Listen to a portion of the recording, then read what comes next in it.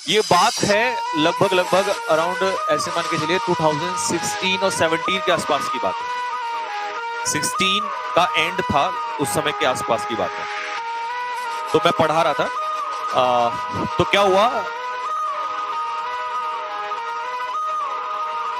एक उस समय जब बच्चे पढ़ते थे तो एक बैच था CDS OTA वाला, और उसमें कुछ बच्चे जो थे वो बैंकिंग की भी तैयारी करते थे।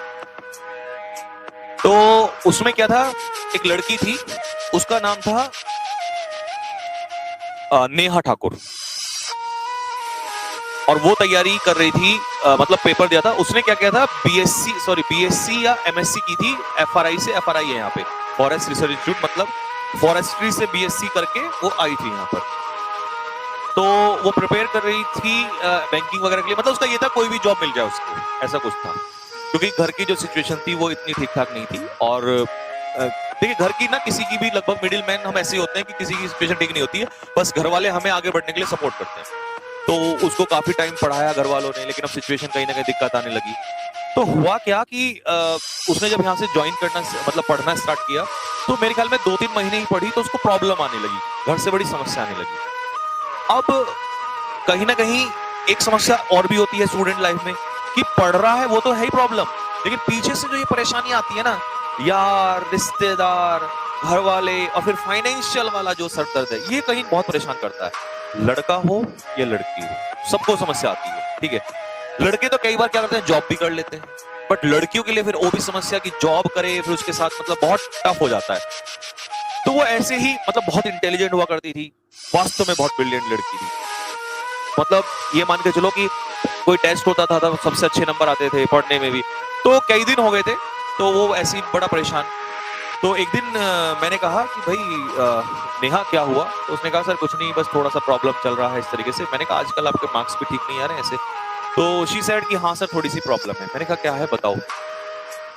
तो फिर उसने बताया, थोड़ी सी हिम्मत करके, अब होता है ना आदमी इमोशनल हो जाता है, तो उसने कहा कि सर ऐसी ऐसी प्रॉब्लम है और घर वाले बिल्कुल सपोर्ट नहीं कर रहे हैं। और एक बहुत अच्छी बात जो मुझे टच कर गई वहां पर, उसने कहा कि सर घर वाले सपोर्ट नहीं कर रहे हैं, लेकिन मैं पढ़ाई नहीं छोड़ना चाहती। मैं नहीं वो लाइन इतनी इंपॉर्टेंट थी, मतलब एक लड़की से सुनना कि सर मैं नहीं चाहती हूँ, वो यही उत्तराखंड से ही थी, मतलब पहाड़ से, कि सर मैं नहीं चाहती हूँ कि ये जो लंबी जर्नी सोचिए, बचपन से अच्छा स्कूल, कॉलेज, यहाँ अच्छा एटमॉस्फेयर, मैं वापस वहीं चले जाऊं तो सर सब कुछ खराब हो जाएगा, और अब मुझसे वो भी नहीं होगा कि मैं वापस उसी सिनेरियो में चली जाऊं। मैंने कहा हाँ बात तो ठीक है, लेकिन सर अब स्थिति इतनी खराब हो गई है कि मुझे ऐसा लग रहा है कि वापस जाना पड़ेगा। सर मैं क्या करूं, बहुत परेशान हूं। तो मैंने कहा बेटा देखो, दो रास्ते हैं आपके पास। एक तो रास्ता ये है कि आप जॉब कर लो कहीं, क्योंकि देखिए हम इमोशनल होकर सोचे आज की लाइफ में पॉसिबल नहीं है, प्रैक्टिकल होना कहीं ना कहीं जरूरी है। समस्या कुछ भी हो, सॉल्यूशन ढूंढना है, बात खत्म। ऐसे बैठ के ये होगा वो होगा, ऐसा कुछ नहीं होने वाला यार, कोई तुम्हारी लाइफ में नहीं आने वाला बचाने के लिए। तो मैंने कहा देखो, या तो जॉब कर लो, ये कहीं ना कहीं ऑप्शन है आपके पास, या दूसरा फिर ये है घर जाके पढ़ लो। और उस समय ना इतना ऑनलाइन वगैरह का भी क्रेज नहीं हुआ करता था, ये तो अभी तो हुआ 2-3-4 साल से ही ज्यादा। तो मैंने कहा भाई या फिर घर जाके पढ़ लो। बोला सर वहां तो पॉसिबल ही नहीं होगा। तो मैंने कहा फिर जॉब का देखो। तो उसने कहा ठीक है सर मैं कुछ सोचती हूँ। तो उसने 4-5 दिन जो है जॉब के बारे में सोचती रही। तो उसने कहा कि सर हो नहीं पा रहा है, और जहां मैं जॉब करने के लिए ट्राई कर रही हूँ वहां पर 12-12 घंटे, 10-10 घंटे, 8-8 घंटे काम करवाया जाता है। सर मैं पैसे कैसे पढ़ पाऊंगी, क्योंकि मेरा अल्टीमेट गोल पैसा कमाना नहीं है, मेरा अल्टीमेट गोल है पढ़ना तो पॉसिबल ही नहीं है। तो मैंने कहा कि यार अब देखो इसमें मैं क्या कर सकता हूँ। तो उसने कहा कि सर देख लीजिए अगर कुछ हो सकता है तो पॉसिबल। तो मेरे दिमाग में उस समय एक आइडिया आया। मैंने कहा इस बच्ची को जो है कुछ ऐसा काम देते हैं जो पढ़ाई के साथ साथ पॉसिबल कर ले। तो मैंने कहा ठीक है, आप एक काम करिएगा कि जो डाउट्स हैं बच्चों के, कई बार क्या होता है कि बहुत सारे स्टूडेंट होते हैं डाउट नहीं ले पाते हैं सबके, तो आप क्या करो, बैठ के डाउट ले लिया करो, और थोड़ा सा जब मैं पेपर बनाता हूँ मॉक टेस्ट वगैरह ये, तो आप उनको चेक कर लिया करो, क्योंकि प्रूव रीडिंग भी कई बार नहीं हो पाती है, मिस्टेक्स हो जाती हैं, ठीक है। तो उसने कहा हाँ सर ये काम ठीक है। तो मैंने कहा ठीक है, कुछ थोड़ी सी मदद मैं कर दूंगा आपकी। तो now she was very much happy, इतनी ज्यादा खुश हुई वो कि ठीक है सर अब काम चल जाएगा। हुआ क्या कि उसने काम करना स्टार्ट किया, और मुश्किल से 20 दिन भी नहीं हुए होंगे, 20 दिन के आसपास का रहा होगा, उसने एग्जाम दिया हुआ था IBPS PO का। हाँ, 20 दिन भी नहीं हुए होंगे, मतलब मेरा अभी भी रोंगटे खड़े हो रहे हैं। मतलब ये वही फील एकदम, क्योंकि पर्सनल लाइफ में आपने बहुत कुछ देखा हो ना, वो ही आपको हमेशा टच करता है। यूट्यूब ये सब सुनी सुनाई बातें नहीं। 20 दिन के आसपास उसने आके मुझे ऐसे मिठाई का डब्बा, यहाँ चावला स्वीट शॉप है और ऐसे डब्बा था उसके सामने, तो मैंने सोचा कि मैंने इस लड़की को जॉब दी, इस वजह से शायद ये मिठाई लेके आई है। मेरे को बड़ा बुरा लगा, तो मैंने उसको पहले हड़काया बहुत ज्यादा। जैसी मिठाई लेके आई, मैंने कहा आर यू मैड? तो 4-5 वाले, अब वो बहुत सिंसियर थी, उसे पता थी कि सर कुछ गलत सोच गए हैं, वो चुप थी। तो मैंने 5-6 बातें बोली। मैंने कहा आपने क्या सोचा, मैंने आपकी हेल्प के लिए कहा और ये सब, और मैं गुस्से में आके। तो जब बहुत देर होगी तो वो मुस्कुराई। जो अच्छे लोग होते हैं ना, वो बहुत शांत वाले भी होते हैं, पेशेंस वाले। नहीं, वो पहले ही बोल सकती थी, उसने सोचा कि सर को आज बोल लेने दो पहले। तो जब मैंने बोल लिया तो उसने कहा कि सर इसलिए नहीं, I have got selected for SBI, sorry, IBPS PO। उस समय IBPS बैंकिंग कराता था। और जैसे उसने बोला, I was like, और एकदम से मेरे दिमाग में क्लिक हुआ। मैंने कहा ये कहीं ना कहीं भगवान उसकी डेस्टिनी, मैं उसको परीक्षा कर रहा था। रिजल्ट सामने खड़ा था बिल्कुल, बस चेक कर रहा था, इतना तोड़ दिया उसको। बट उसका साहस देखो, उसे क्या पता था कि कल सिलेक्शन होगा, उसे थोड़ी ना पता था। लेकिन वो हार नहीं मानी, और वो लड़की उस समय लड़ती रही जब उसमें बुरा दौर आया, और उसने उसको झेल लिया। और ऊपर से भगवान ने भी उसको रिजल्ट दे दिया, और वो उसमें सेलेक्ट हुई, और उसने उसी जॉब को पकड़ लिया, और यहां से वो सीधा ट्रेनिंग पे चली। लेकिन ट्विस्ट इसके बाद है, जब वो ट्रेनिंग पे चली गई, अब समस्या ये आई कि घर की स्थिति तो ठीक थी नहीं।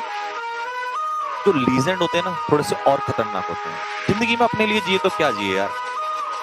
उसने क्या किया, अब उसकी एक सिस्टर थी सुनेहा ठाकुर, छोटी सिस्टर, वो वहीं पर थी। वो बड़ी परेशान। उस लड़की जो छोटी सिस्टर थी, उसका सपना था डिफेंस। सर मेरे को डिफेंस है ना, लेफ्टिनेंट बनना सर। अब प्रॉब्लम क्या है, घर वालों के पास इतना पैसा नहीं था, घर वाले कहां सपोर्ट कर रहे थे, और उसकी जॉब अभी लगी थी, तो उसको भी पैसा नहीं मिल रहा था। उसने क्या कहा कि तू कोई नहीं, छोड़ के आ जा और यहां आ जा, मैं वहां पर हूं, मैं कुछ करती हूं।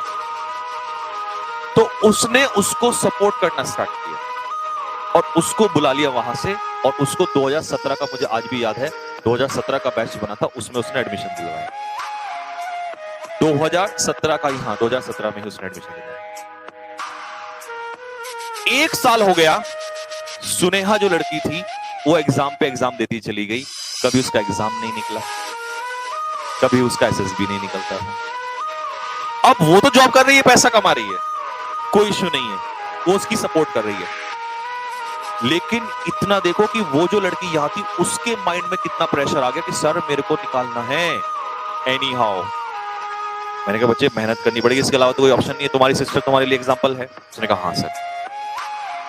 जब उसके कई रिटर्न हो गए, नहीं निकला, फ्रस्ट्रेट बहुत ज्यादा, उसने कहा सर ऐसा लग रहा है कि अब तो छोड़ना पड़ेगा, अब मुझे घर वापस जाना पड़ेगा, क्योंकि मुझे कुछ और करने का मन नहीं है। मैंने कहा कोई बात नहीं, आप एक काम करो, कोई दूसरा एग्जाम भी साथ में लेके चलो। तो उसने क्या किया, वहां से डाइवर्ट होके दूसरा एग्जाम भी पकड़ लिया, लेकिन मुझे नहीं बताया कि वो उस एग्जाम पे भी लगी हुई थी। और मेरे सामने उसने कई बार कहा कि हाँ सर अब मैं इसकी तैयारी करूं, लेकिन कहते ना दिल में तो कहीं ना कहीं वो बात रहती है ना। और अचानक से वो एक दिन आके कहती है कि सर मेरा एग्जाम निकल गया। मैं बहुत कुछ हुआ। मैंने कहा तुमने तो तैयारी छोड़ दी थी। बोला नहीं सर ऐसे नहीं छोड़ सकते। तो मुझे ये था, मैंने कहा शायद हो जाएगा। अब उस लड़की ने उसके बाद उसका एसएसबी दिया और वो निकम्मा हो गई।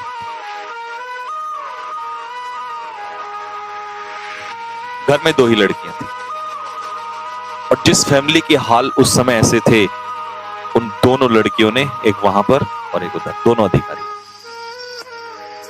लड़के कहते हैं कि हम कुछ नहीं कर सकते हैं, तो लड़कियां भी बहुत कुछ कर लेती है। मैटर नहीं करता आप लड़के हैं लड़कियां हैं, इससे कोई फर्क नहीं पड़ता। फर्क इस बात से पड़ता है कि हालात जब बुरे आ जाएं, तो उसमें आपका जो ये माइंड है ना, कि कितना स्ट्रॉन्ग और आप कैसे खड़े हैं। और ये रियल एग्जांपल है। कभी वो बच्चे आते हैं तो कई बार आ जाते हैं, जब उनको छुट्टी मिलती है तो आएंगे, तो मैं आपके सामने जरूर खड़ा करूंगा। हर किसी की लाइफ में मुसीबत आती है, इससे भी बदतर स्टोरीज हैं, क्योंकि मैंने तो पढ़ाया है बच्चों। तो अब ये मान के चलना, अगर तुम पे ही समस्या है ना, तो ऐसा नहीं कि तुम्हारे ऊपर है, दुनिया में सब पे आई है, बड़ी बड़ी मुसीबतें भी आएंगी। लोग कैसे निकले होंगे ये ध्यान से सुनने, क्योंकि छोटा मोटा काम, जो बड़ा काम करते हो तो छोटी मोटी समस्या नहीं आती, बड़ी बड़ी आती है, और लोग फिर भी फेस करते हैं। ठीक है भाई, तो बस यही ध्यान रखना कि जब भी कुछ ऐसा लगे कि समय बुरा चल रहा है, बुरा है, तो सब पे आया, लेकिन उसको अगर झेल लिया तो शायद वो भगवान आपका परीक्षा ले रहा है। आता है सबको बुरा समय आता है, लेकिन उसके बाद जो तुम्हारे लिए इंतजार कर रहा है वो तो वही पहुंचेगा जो रात को अंधेरा झेल लेगा, सुबह का उजाला तो वही देखेगा। तो दोस्तों बस यहीं तक रखते हैं आप लोग के लिए, कल मिलेंगे। सभी को मेरी तरफ से बहुत सारा प्यार, नमस्कार, जय हिंद, जय भारत। फटाफट जल्दी से एक बार लाइक और शेयर करते हुए चलो।